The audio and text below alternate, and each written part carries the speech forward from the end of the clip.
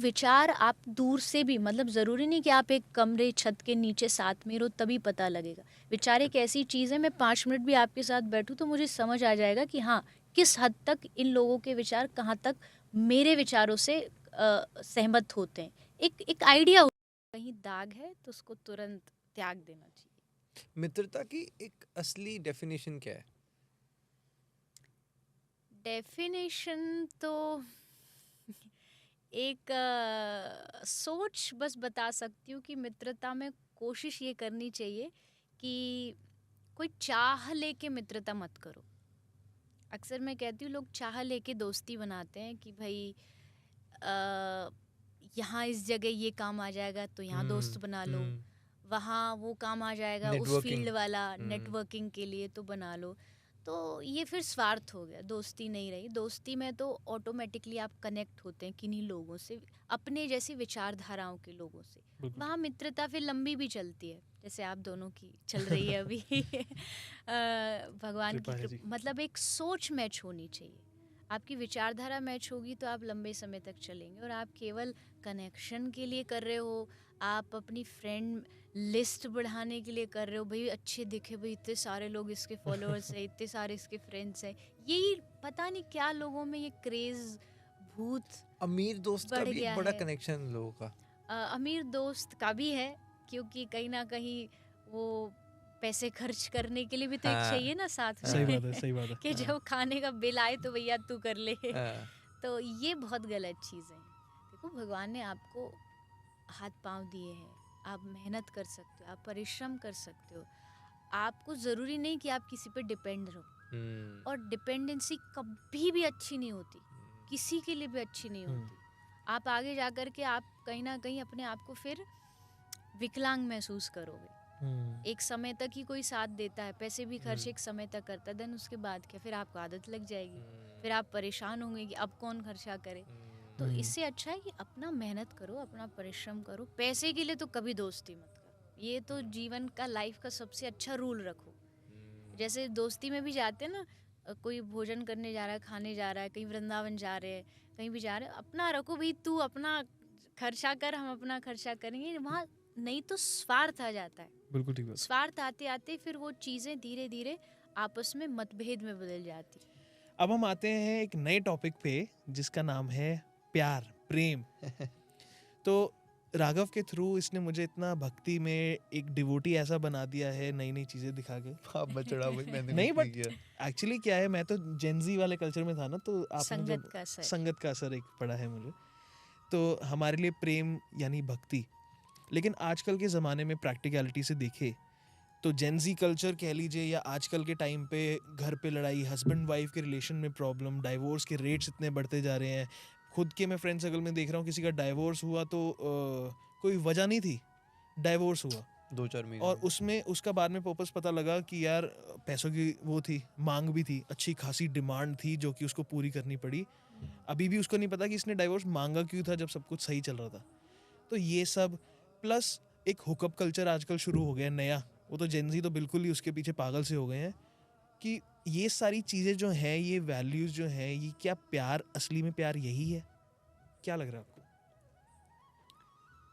नहीं, देखो, जिस हिसाब के आप एग्जाम्पल्स दे रहे हैं, इनसे तो ये दूर दूर तक भी इसका प्यार से कोई नाता है नहीं।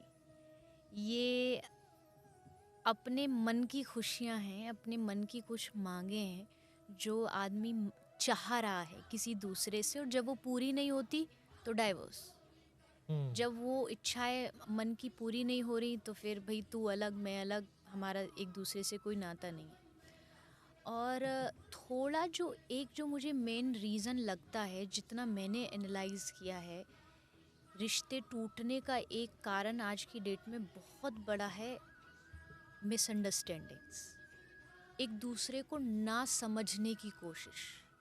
देखिए, इस दुनिया में जो भी आदमी आया ना, हर एक आदमी का सोचने का, देखने का नज़रिया अलग अलग होगा ही। आप उसको कभी भी एक लेवल पे नहीं ला सकते। तो अब क्या है, यहाँ हर आदमी ना एक दूसरे पे अपने विचार जबरदस्ती थोपता है कि भाई तुमको मानना पड़ेगा क्योंकि मुझे पसंद है, मुझे मानना पड़ेगा क्योंकि तुमको पसंद है। वहाँ एक दूसरे को समझने की कोशिश नहीं है। तो वहाँ फिर नासमझी में आकर के बातें बिगड़ती चली जाती। ज़रूरी नहीं हर रिश्ता धोखे से ही ख़त्म हो या पैसे की वजह से ही ख़त्म हो। बहुत सारे रिश्ते मिसअंडरस्टैंडिंग, मिसकम्युनिकेशन इसकी वजह से भी ख़त्म हो जाते हैं, नासमझी से ख़त्म हो जाते हैं। एक कोट मैंने कहीं ऐसे ही पढ़ी थी कि गलतफहमी कुछ इस कदर बढ़ गई कि हमने कहा रुको मत जाओ और उन्होंने सुना रुको मत जाओ। अब ये क्या है? ये नासमझी है। क्या बात है। ये हमारी खुद की मिसअंडरस्टैंडिंग्स हैं जिनसे हम अपने रिश्ते को बिगाड़ लेते हैं, ख़राब कर लेते हैं। तो एक दूसरे को समझने की कोशिश करो।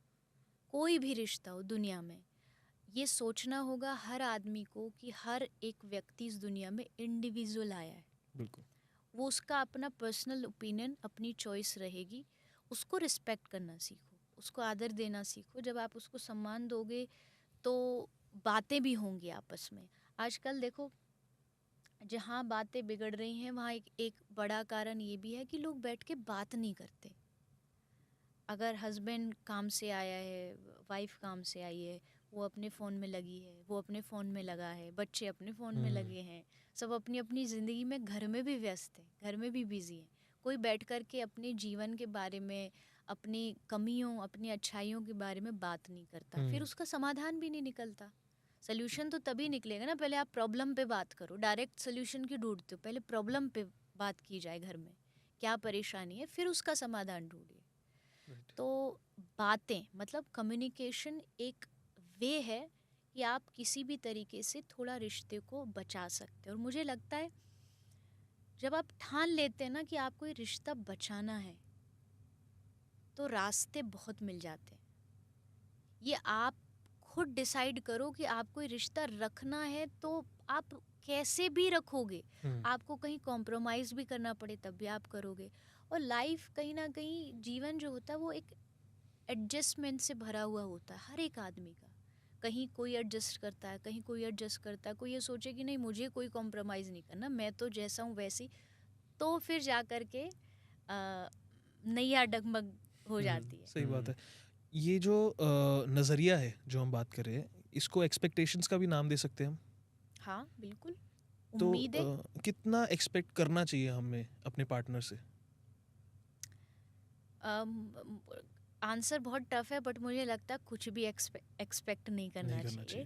किसी ने कहा कि जिसे चाहो उससे कुछ मत चाहो।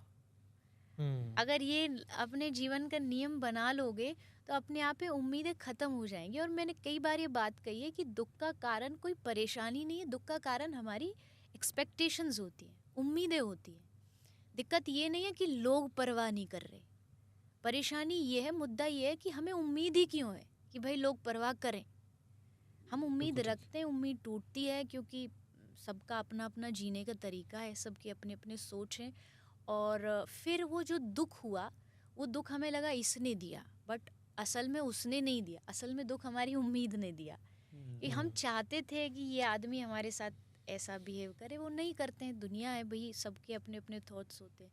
तो उम्मीदें तो दुनिया का सबसे बड़ा दुख है। और मुझे लगता है उम्मीदें लगाने का मतलब है अपने आप को दुख के एक कदम और नज़दीक लेके जाना, सैडनेस के एक कदम और नज़दीक देवी जी, लेके कहीं ना लोगों के, अब जैसे आपने बोला मिसअंडरस्टैंडिंग होती है रिलेशनशिप में।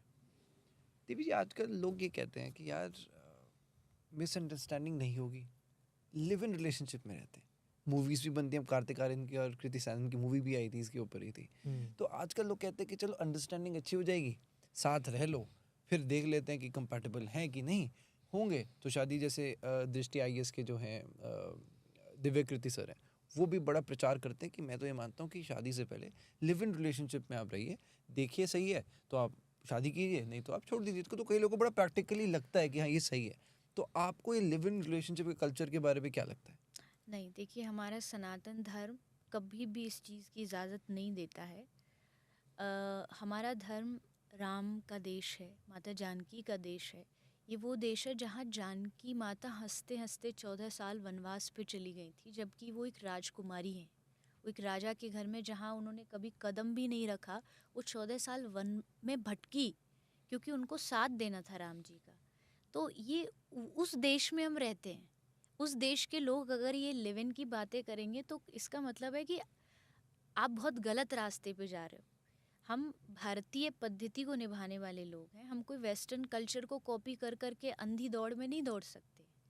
हमारे यहाँ सिखाया जाता है कि जैसा मैंने कहा, कॉम्प्रोमाइज़ तो हर रिश्ते में आपको करना ही पड़ेगा। आप ये सोचो कि बिना कॉम्प्रोमाइज़ आप जीवन चलाना चाहते हो, नहीं हो सकता। पेरेंट्स से करना पड़ता है आपको, वो चाहते हैं आपको ये बनना है, आप चाहते हो कुछ और बनना, वहाँ भी कॉम्प्रोमाइज़ करते हो। वहाँ थोड़ी ना आप लिव इन देखते हो कि भाई अब रिश्ता बदलो। तो अगर आप पार्टनर भी चूज़ करते हो तो वहाँ भी कभी ऊपर नीचे उतार चढ़ाव आएगा। पर ये जो सिस्टम है कि हम पहले देख लें, पहले देखने के बाद आपको नहीं पसंद आया तो उसके बाद छोड़ के अब दूसरा देख ले। कोई प्रोडक्ट थोड़ी है कि मार्केट में आप जा रहे हो इसको भी चेक कर लो, उसको भी चेक कर लो। तो ये तो कहीं ना कहीं बहुत गलत, मैं तो इससे 0% भी सहमत नहीं हूँ। आप, हाँ, आप किसी एक के प्रति कमिटमेंट अगर रखते हो तो आपको उनके विचारों को जानने का हक है कि भाई आपके विचार मैच करते हैं या नहीं करते हैं। और वो विचार आप दूर से भी, मतलब ज़रूरी नहीं कि आप एक कमरे छत के नीचे साथ में रहो तभी पता लगेगा। विचार एक ऐसी चीज़ है, मैं 5 मिनट भी आपके साथ बैठूं तो मुझे समझ आ जाएगा कि हाँ, किस हद तक इन लोगों के विचार कहाँ तक मेरे विचारों से सहमत होते हैं। एक आइडिया हो जाएगा, बट धीरे धीरे बाद में बात वो अलग है। तो पहले जानने का मतलब है आप इतना कर सकते हो कि आप उनके साथ थोड़ा सा समझो, बातों को समझो, वो क्या चाहते हो उसको समझो। लेकिन आप 6 महीने 6 साल एक साथ रहे और उसके बाद आप कहते हो नहीं मेरा मैच नहीं कर रहा। 6 साल कहाँ थे आप? मतलब 6 साल आप सही क्या बात। कर रहे थे? मतलब ये तो आपकी अपनी शब्द आई थिंक मुझे यूज़ नहीं करना चाहिए, लेकिन सिर्फ आपकी शारीरिक मांगें होती हैं जिनको आप गलत तरीके से प्रस्तुत करते हैं और आपको लगता है ये करने से आप ये कह पाओगे अपने घर वालों को, अपने समाज को कि हमको मैच नहीं हुआ। तो ये भारतीय पद्धति नहीं है, ये शास्त्रीय पद्धति नहीं है। शास्त्रीय पद्धति यही है कि आप एक व्यक्ति के साथ विवाह करके संपूर्ण जीवन, आगे पीछे कुछ चीज़ें होती भी हैं तो उनको एडजस्ट करो।